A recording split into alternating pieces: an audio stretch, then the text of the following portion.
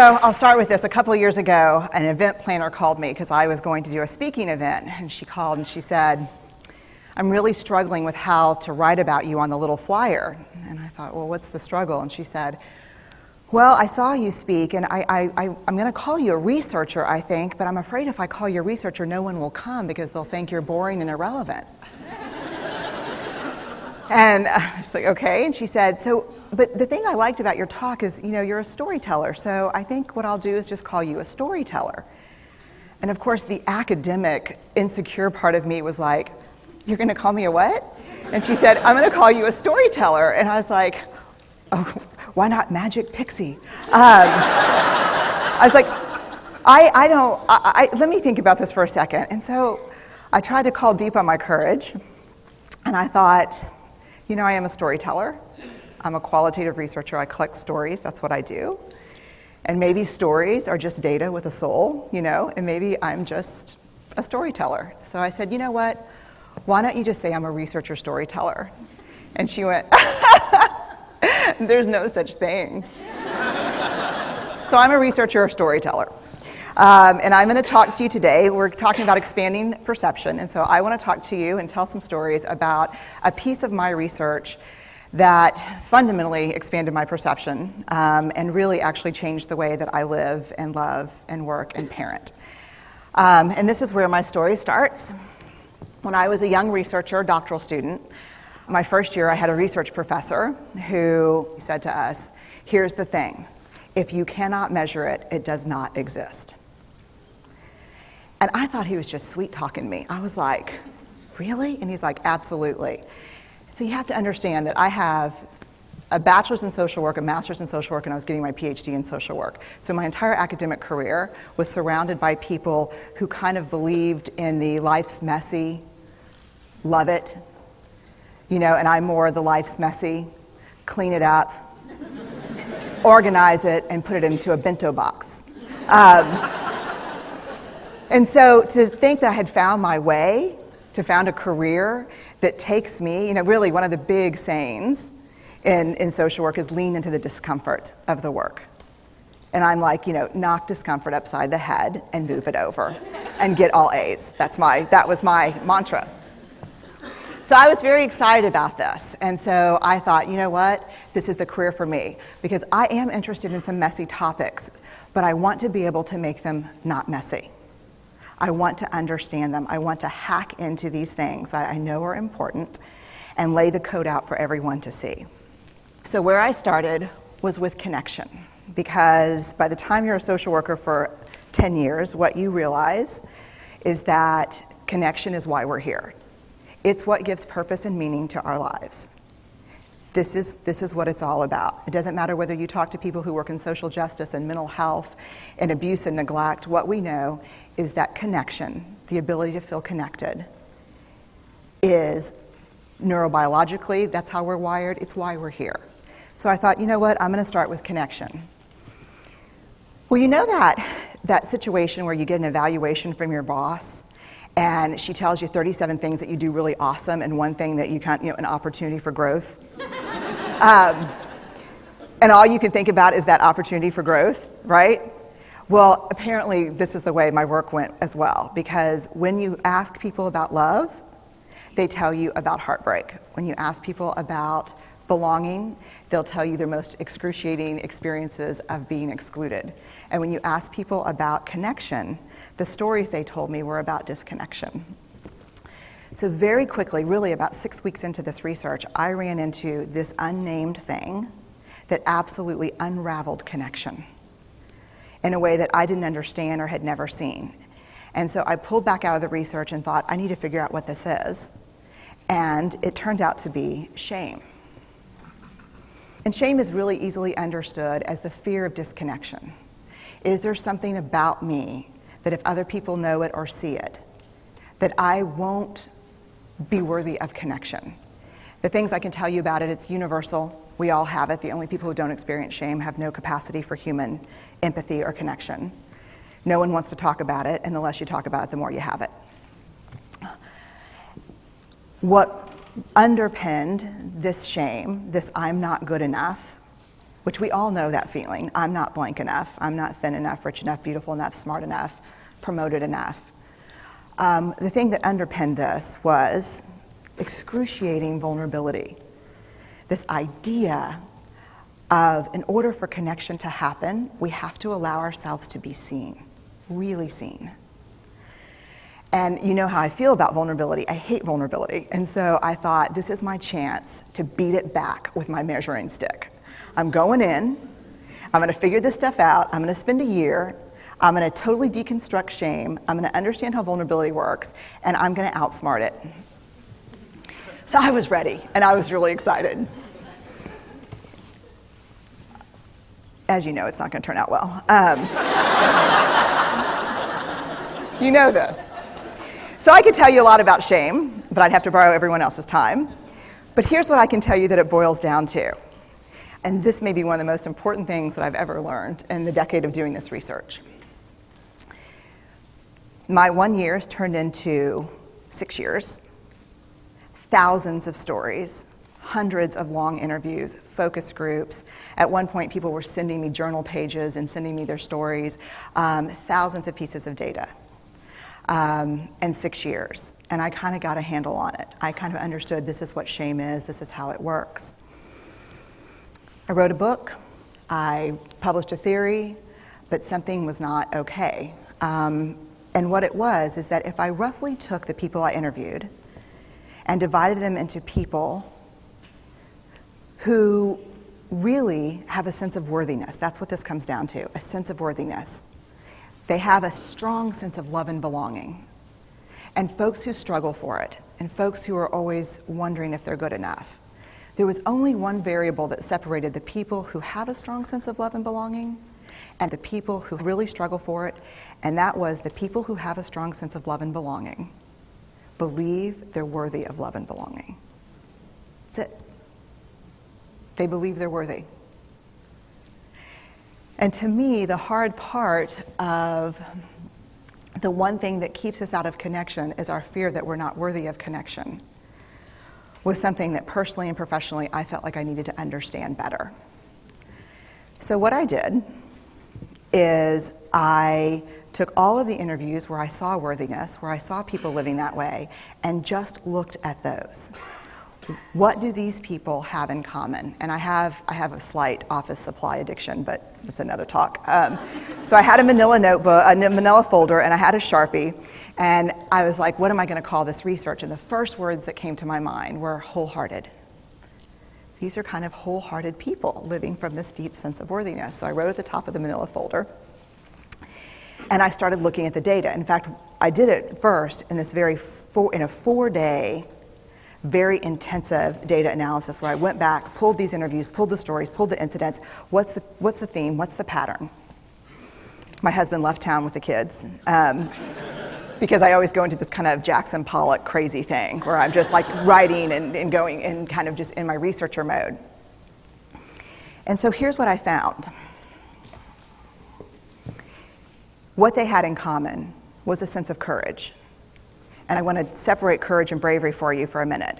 Courage, the original definition of courage, when it first came into the English language, it's from the Latin word cur, meaning heart. And the original definition was to tell the story of who you are with your whole heart. And so these folks had, very simply, the courage to be imperfect. They had the compassion to be kind to themselves first and then to others, because as it turns out, we can't practice compassion with other people if we can't treat ourselves kindly. And the last was they had connection, and this was the hard part, as a result of authenticity. They were willing to let go of who they thought they should be in order to be who they were, which is, you have to absolutely do that for connection. The other thing that they had in common was this. They fully embraced vulnerability. They believed that what made them vulnerable made them beautiful. They didn't talk about vulnerability being comfortable, nor did they really talk about it being excruciating, as I had heard earlier in the shame interviewing. They just talked about it being necessary. They talked about the willingness to say I love you first. The willingness to do something where there are no guarantees. The willingness to breathe through waiting for the doctor to call after your mammogram. The willing to invest in a relationship that may or may not work out. They thought this was fundamental. I personally thought it was betrayal. I could not believe I had pledged allegiance to research, where our job, the definition of research is to control and predict, to study phenomenon for the explicit reason to control and predict. And now my mission to control and predict had turned up the answer that the way to live is with vulnerability and to stop controlling and predicting. This led to a little breakdown, which actually looked more like this. And it did. It led to I call it a breakdown, my therapist calls it a spiritual awakening. Spiritual awakening sounds better than breakdown, but I assure you it was a breakdown. And I had to put my data away and go find a therapist. Let me tell you something. You know who you are when you call your friends and say, I think I need to see somebody. Do you have any recommendations? Because about 5 of my friends are like, woo, I wouldn't want to be your therapist. And I was like, what does that mean? And they're like, I'm just saying, don't bring your measuring stick. It's like, okay. So I found a therapist. My first meeting with her, Diana, I brought in my list of the way the wholehearted live. And I sat down, and she said, how are you? And I said, I'm great, I'm okay. And she said, what's going on? And I said, and this is a therapist who sees therapists, because we have to go to those because their BS meters are good. And so I said, here's the thing, I'm struggling. And she said, what's the struggle? And I said, well, I have a vulnerability issue, and I know that vulnerability is kind of the core of shame and fear and our struggle for worthiness, but it appears that it's also the birthplace of joy, of creativity, of belonging, of love, and I think I have a problem, and I need some help. And I said, but here's the thing, no family stuff, no childhood shit, I just need some strategies.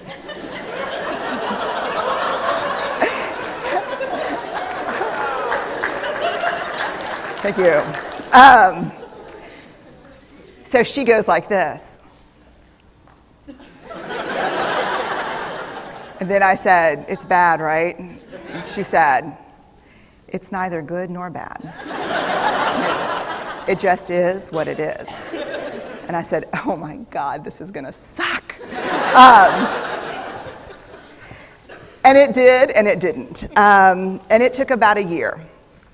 And you know how there are people that, like, when they realize that vulnerability and tenderness are important, that they kind of surrender and walk into it? A, that's not me. And B, I don't even hang out with people like that. For me, it was a year-long street fight. It was a slugfest. Vulnerability pushed, I pushed back. I lost the fight, but probably won my life back. And so then I went back into the research and spent the next couple of years really trying to understand what the wholehearted, what the choices they were making, and what are we doing with vulnerability? Why do we struggle with it so much? Am I alone in struggling with vulnerability? No. So this is what I learned. We numb vulnerability.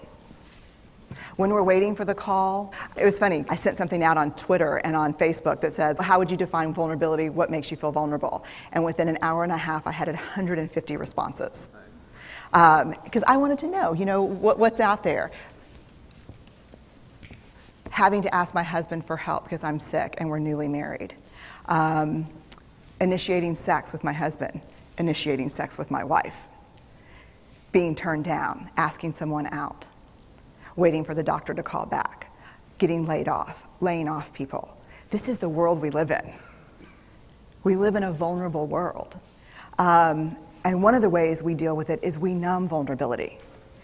And I think there's evidence, and it's not the only reason this evidence exists, but I think that it's a huge cause. We are the most in debt, obese, addicted, and medicated adult cohort in US history. The problem is, and I learned this from the research, that you cannot selectively numb emotion. You can't say, here's the bad stuff. Here's vulnerability, here's grief, here's shame, here's fear, here's disappointment. I don't want to feel these. I'm going to have a couple of beers and a banana nut muffin. I don't want to feel these. And I know that's knowing laughter. I hack into your lives for a living. I know that's, God. You can't numb those hard feelings without numbing the other affects or emotions. You cannot selectively numb. So when we numb those, we numb joy. We numb gratitude. We numb happiness. And then we are miserable and we are looking for purpose and meaning. And then we feel vulnerable. So then we have a couple of beers and a banana nut muffin. And it becomes this dangerous cycle. One of the things that I think that we need to think about is why and how we numb. And it doesn't just have to be addiction. The other thing we do is we make everything that's uncertain certain.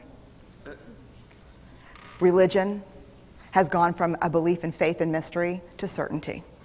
I'm right, you're wrong, shut up. That's it. Just certain.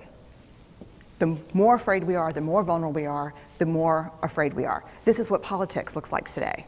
There's no discourse anymore. There's no conversation. There's just blame. You know how blame is described in the research? A way to discharge pain and discomfort. We perfect. If there's anyone who wants their life to look like this, it would be me. But it doesn't work, because what we do is we take fat from our butts and put it in our cheeks. Which just, I hope in 100 years people will look back and go, wow. You know? And we perfect, most dangerously, our children. Let me tell you what we think about children. They're hardwired for struggle when they get here. When you hold those perfect little babies in your hand, our job is not to say, look at her, she's perfect. My job is just to keep her perfect, make sure she makes the tennis team by 5th grade and Yale by 7th grade. That's not our job. Our job is to look and say, you know what? You're imperfect and you're wired for struggle, but you are worthy of love and belonging. That's our job. Show me a generation of kids raised like that and we'll end the problems I think that we see today. We pretend that what we do doesn't have an effect on people. We do that in our personal lives. We do that corporate, whether it's a bailout, an oil spill, a recall. We pretend like what we're doing doesn't have a huge impact on other people. I would say to companies, this is not our first rodeo, people. We just need you to be authentic and real and say, we're sorry, we'll fix it. But there's another way, and I'll leave you with this. This is what I have found. To let ourselves be seen, deeply seen, vulnerably seen. To love with our whole hearts, even though there's no guarantee. And that's really hard, and I can tell you as a parent, that's excruciatingly difficult. To practice gratitude and joy in those moments of kind of terror when we're wondering, can I love you this much? Can I believe in this passionately? Can I be this fierce about this? Just to be able to stop and instead of catastrophizing what might happen, to say, I'm just so grateful. Because to feel this vulnerable means I'm alive. And the last, which I think is probably the most important, is to believe that we're enough. Because when we work from a place, I believe, that says, I'm enough, then we stop screaming and start listening. we're kinder and gentler to the people around us, and we're kinder and gentler to ourselves. That's all I have.